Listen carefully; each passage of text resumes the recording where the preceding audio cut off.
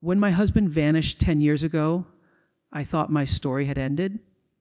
But last night, when I opened my door and saw him standing there with a bouquet of flowers and the same shy smile, I realized my story was only beginning again. I froze. My hands trembled on the doorknob. For a moment, my heart forgot how to beat. The porch light flickered softly, casting his shadow across the old welcome mat that still said, "Home sweet home." He looked older, of course. His hair had streaks of gray. His face was leaner, sharper. But those eyes, they were still the same eyes that used to watch me make coffee in the morning, the same eyes that told me I was his forever. I didn't move. I didn't know whether to scream, cry, or fall into his arms. 10 years of searching of questions with no answers. 10 years of signing papers, of sitting in courtrooms, of learning how to say the word widow without my voice shaking. And now he was here on my porch with flowers, like he had just come home from work. He said my name softly, as if he was afraid the sound would break me. And maybe it did just a little. I remember whispering, how is this possible? And all he said was, "Can I come in?" That voice, that gentle, calm tone that once promised me a lifetime.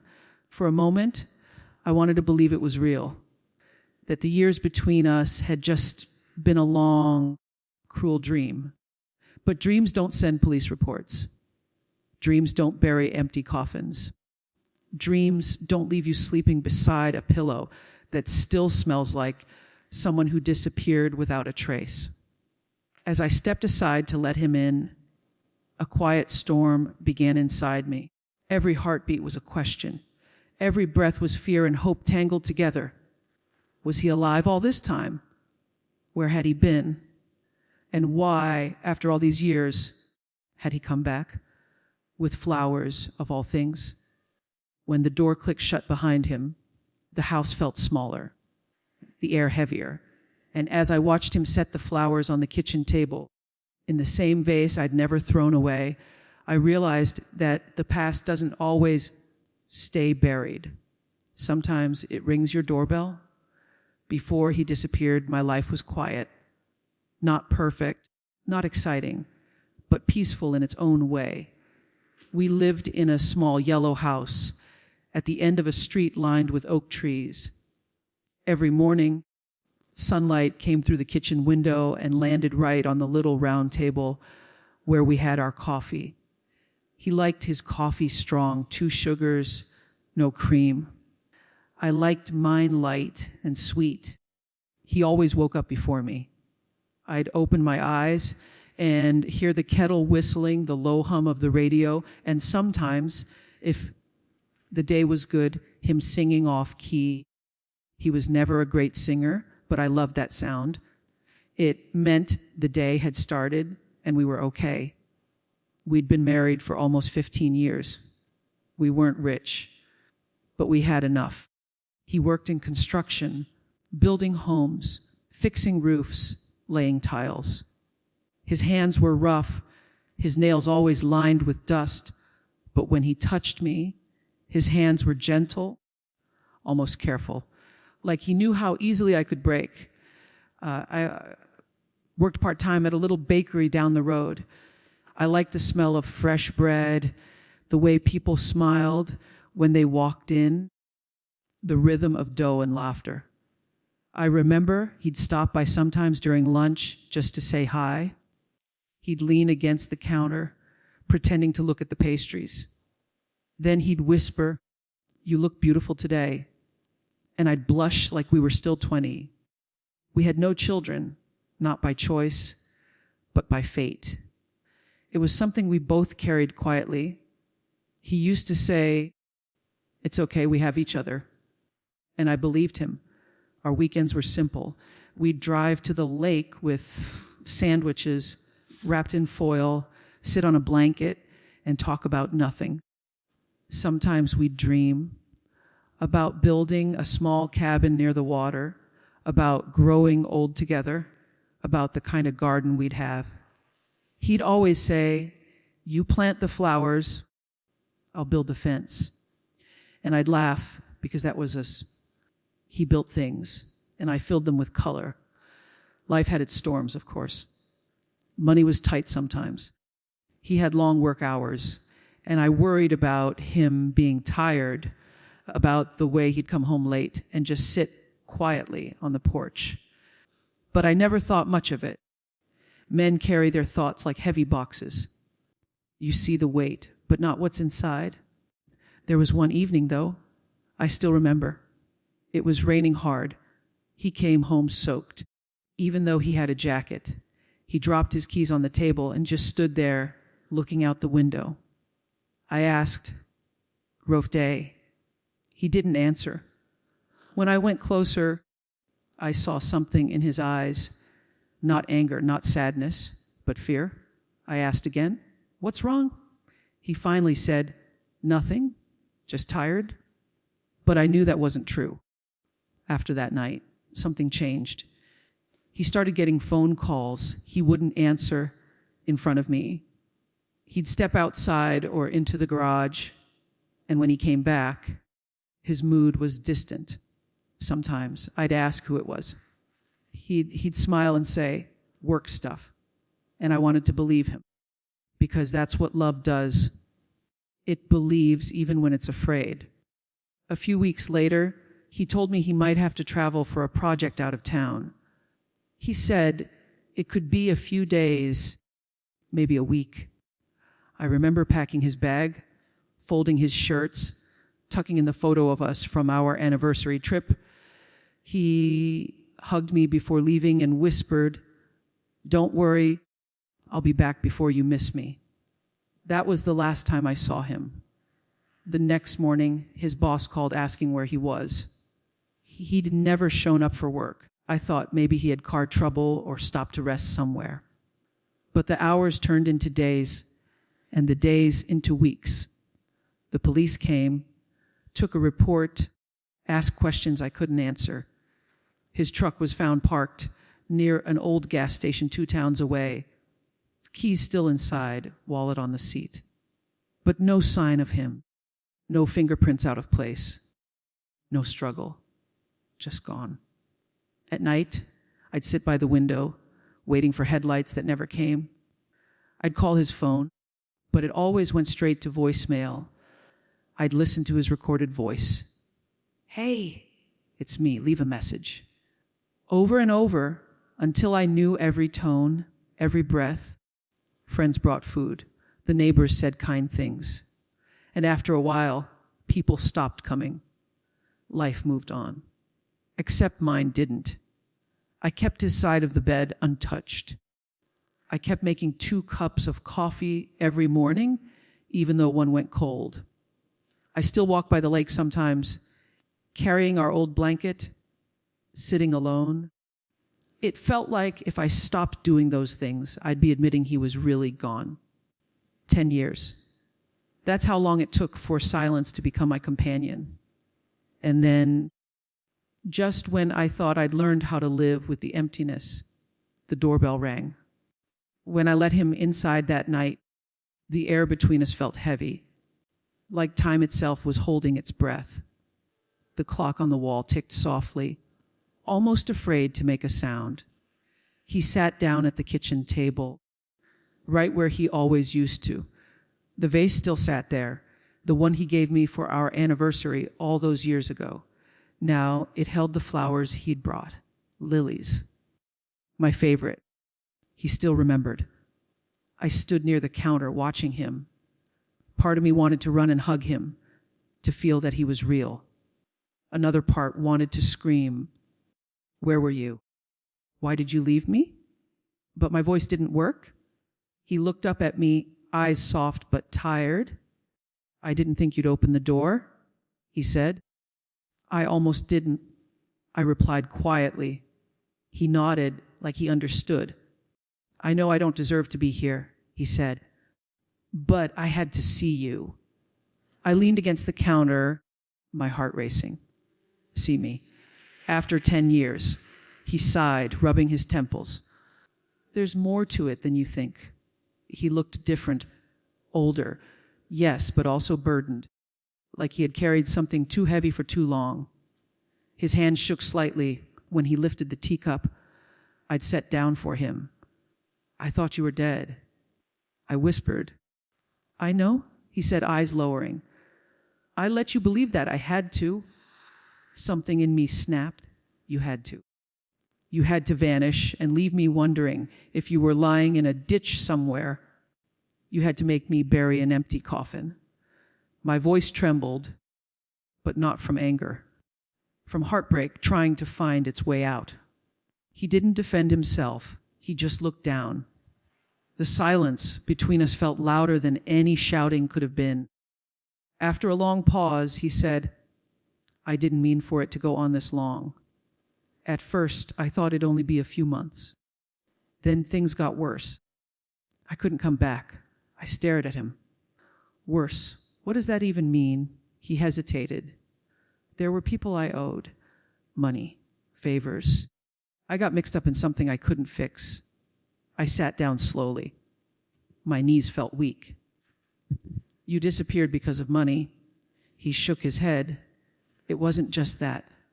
It was danger. If I came home, they'd have found you too. My mind couldn't catch up. 10 years of loneliness, grief, and shame, all because of that. Why didn't you tell me? I whispered. I couldn't. It wasn't safe. You'd have tried to follow me. He was right. I would have. I felt my chest tighten. I wanted to believe him, but 10 years was too long for a single reason to explain. He watched me, waiting for something, maybe forgiveness, maybe understanding. But I had neither. Not yet. I asked quietly, so where have you been all this time? He looked out the window, his voice low. Different places. Changed my name, worked odd jobs, kept my head down. Did you ever think of me? I asked. He smiled sadly. Every day. But sometimes loving someone means staying away so they can be safe. I felt tears in my eyes. That's not love, I said. That's punishment. He closed his eyes for a moment, and I could see tears forming there too. When he looked at me again, his voice was barely a whisper. I know. And I've lived with that every day. We sat there in silence. The clock ticked. The rain began outside, tapping softly against the window. It sounded like the world was crying for us. After a while, he said, You kept the house. I nodded. I tried to move once, couldn't do it. Why? He asked. I looked at him, the weight of 10 lonely years pressing down on my chest. Because I thought if you ever came back, you'd need to know where to find me. He looked at me then, really looked. And for the first time that night, I saw something raw in his eyes. Regret. Deep, aching regret. But there was still something he wasn't telling me. I could feel it. He reached into his coat pocket and pulled out an old envelope. It was creased and faded, like it had traveled a long way. He slid it across the table. This is why I'm here, he said softly. My hands shook as I picked it up. Inside was a photograph. A young man, maybe in his 20s, standing next to him. They looked alike, almost too alike. On the back, in his handwriting, it said, He deserves to know. I looked up at him, confusion swirling. Who is this? He took a breath, his voice breaking. Our son. The room went silent. The rain stopped. All I could hear was my heartbeat, loud and uneven. My voice came out as a whisper. That's impossible. But deep down, I knew. Nothing about this night was impossible anymore. I stared at the photo in my hands for a long time. The young man's face felt hauntingly familiar. His eyes were like mine, his jawline, his hair, like my husband's. My throat went dry. Or son, I repeated softly. the words trembling as they left my mouth. He nodded, slowly. I didn't know how to tell you back then. You were already hurting so much after the last miscarriage. I closed my eyes. The memories came back like waves. The hospital rooms, the quiet tears, the doctor's apologies. I thought we'd lost our last chance to be parents. My voice shook. You're telling me we had a son? That he's alive? He nodded again. Yes. He was born after I left. You didn't know. I frowned. How could that even be possible? How could you have a child without me knowing? He leaned forward, eyes full of pain. When I left, I didn't go far at first. I stayed hidden nearby. I wanted to see you from a distance, to make sure you were safe. But one night, someone found me, a woman. Her name was Claire. The name sounded strange in my home. He went on. She helped me. I was hurt, desperate. She gave me a place to stay, food, medicine. I didn't mean for anything to happen. But it did. And when I tried to leave, she told me she was pregnant. I froze. The room felt smaller, darker. My voice was barely a whisper. So you stayed with her. He nodded slowly. For a while. I didn't love her, but I couldn't walk away again. Not from a child. I set the photograph down, my hands trembling. Every word he said felt like another crack in the wall I'd built to hold myself together. He watched me, guilt in every line of his face. I know what I did was unforgivable, he said. But when the boy was born, I saw you in him. Even though he wasn't yours, he reminded me of everything I lost. I named him after your father, David. That name hit me like a stone. He remembered my father. He remembered everything. And yet, he'd lived a whole other life. Without me, I stood up, pacing the room. So all these years, you had a new family, a son, and now you show up here with flowers, expecting me to. What? Be happy for you? He didn't answer. He just looked broken. No, he whispered. I came because he's missing. My heart stopped. What do you mean missing? He ran away, he said, his voice cracking. He's 20 now. He found some letters I'd written, letters to you. He read them all. He knows about you, about us. He thinks I abandoned you, and now he's gone. I've been looking for him for weeks. He ran a hand through his graying hair. I think he might come here. He might try to find you. I sat down slowly. A part of me wanted to scream, this isn't my problem. But another part, the part that still remembered the man I once loved, felt something else. Pity, concern. I looked at the photo again. The boy's eyes felt familiar, not just because of him, but because they carried the same sadness I'd lived with for years. I whispered, if he comes here, I'll help him. He looked up, surprised. After everything I did, he asked. I nodded. No child should feel abandoned. Not even yours.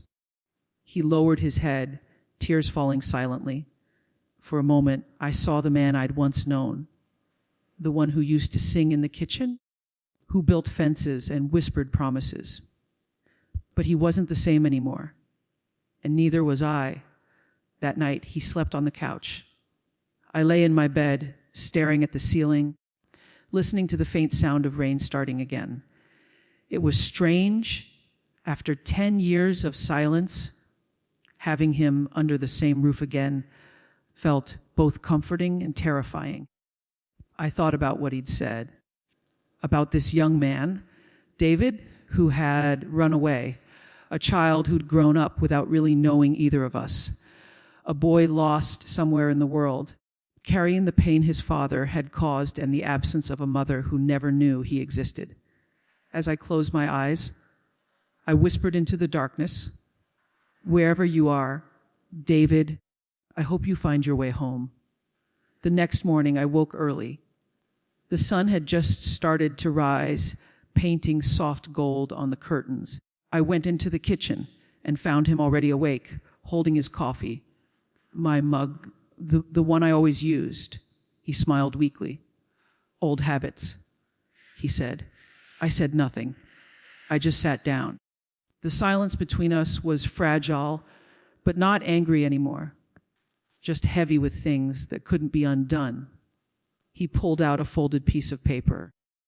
I got this 2 weeks ago, he said. It's from him. He slid it to me. The handwriting was messy, uneven, the kind of handwriting that comes from writing through tears. It read, I found out everything. You left her. You lied to both of us. I'm going to find her. I need to know what kind of man you really are. I looked up, feeling my heart twist. He's coming here. I whispered. He nodded slowly. I think so. For the next few days, we waited. It was strange, being in the same house again after all that had happened. We didn't talk much. We moved around each other carefully, like two ghosts haunting the same place. One evening, just before sunset, the doorbell rang again. We both froze. He looked at me, eyes wide. It might be him. I stood slowly, my hands trembling just like they had that first night. When I opened the door, I saw him, a young man, tall, nervous, with a worn backpack slung over his shoulder. His eyes searched mine, uncertain. Then he said quietly, You're her, aren't you? You're the woman my father left. He stood there on my porch, unsure, shoulders tight, eyes darting between me and the man behind me. For a moment, none of us spoke. Then the young man dropped his backpack to the ground and said, So it's true? You're really alive. My husband stepped forward, his voice quiet. David. But the young man took a step back. Don't say my name like you know me. The way he said it, with pain, not anger, cut deeper than shouting ever could. I opened the door wider and said softly, You both should come in. They followed me into the living room. The air inside felt heavy again, like time had stopped for all three of us. He looked around the house, at the photos, the furniture, the vase on the table. Then he turned to me. You kept everything, he said. I nodded. Some things you don't throw away even when you should. He gave me a small, uncertain smile. I saw something in him. Then confusion, sadness, maybe even longing. He looked like someone searching for a piece of himself he'd never known was missing. My husband sat down, his hands clasped tightly. David, he began. I should have told you the truth a long time ago. But David interrupted. No, don't start with excuses. You left her. You left me. You built your life on lies. I watched as my husband's face fell. He looked smaller somehow. He whispered, You're right, I did. And there isn't a day that I don't regret it. The boy, no, the young man, crossed his arms. Then, why are we here now? Why, after 10 years of pretending, do you suddenly care? He didn't answer right away. Instead, he looked at me. I realized this wasn't just his moment, it was mine too. I said softly, maybe he came back, because running away eventually feels heavier than the truth. Both of them looked at me, surprised. I continued, I spent 10 years asking questions I'll never fully understand. But you, I looked at David. You deserve answers, real ones. He sat down slowly across from us, still guarded. I handed him the old photo he'd sent, the one with the message on the back. He stared at it, then at his father. So you wrote this? He asked. My husband nodded. Yes, I wanted you to know about her, about the life I ruined, the love I lost. I wanted you to understand who I really was before all this. David's eyes filled with tears he tried to hide. I don't understand why you didn't just come back. Why didn't you tell her? Why didn't you tell me? My husband's voice broke. Because I thought it was too late for forgiveness. For either of you. The silence that followed felt endless. Then something shifted in me. I looked at the young man, the child I never knew existed, and I saw a chance. Not to erase the past, but to heal a little piece of it. I said gently, when your father disappeared, I thought I'd lost everything. But what I didn't realize was that love doesn't vanish with people. It just changes its shape. Sometimes it hides until we're ready to see it again. He looked at me, eyes glistening. You're not angry? I smiled faintly. I was, for a long time. But anger only keeps you tied to the past. And I've been tied for too many years. He nodded slowly, as if trying to understand. My husband spoke next, his voice trembling.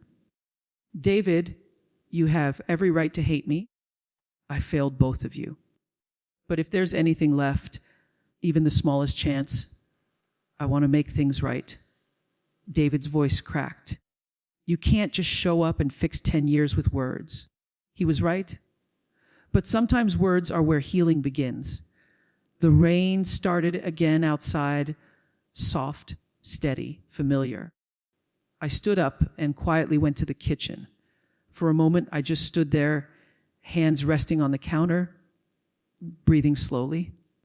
When I came back, I was carrying 3 cups of tea. I placed one in front of each of them, then sat down. Let's start here, I said. Not with the past, just with tea. They both looked at me, surprised, maybe moved. It wasn't forgiveness yet, but it was something. We sat together in silence, sipping the warm tea. No one tried to rush the conversation. No one tried to fix what couldn't be fixed.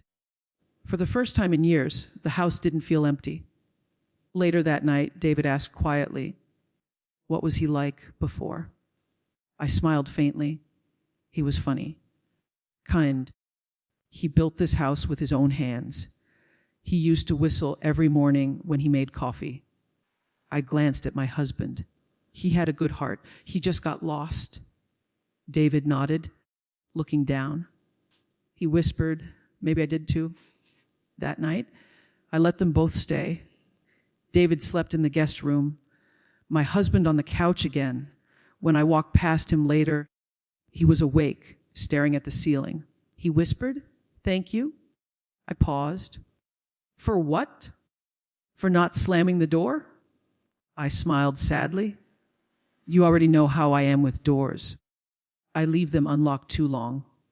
He gave a faint, tired laugh, the kind I hadn't heard in years. And for a moment, the house felt like it used to warm, alive, filled with the sound of breathing and possibility.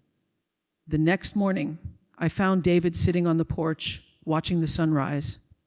He looked peaceful, like someone trying to memorize the color of calm. He turned to me. Do you ever stop missing people? I thought for a moment. No, I said. You just learn to live with the missing. He nodded, eyes glistening. I think I want to know him, really know him, but I don't know how. I smiled softly.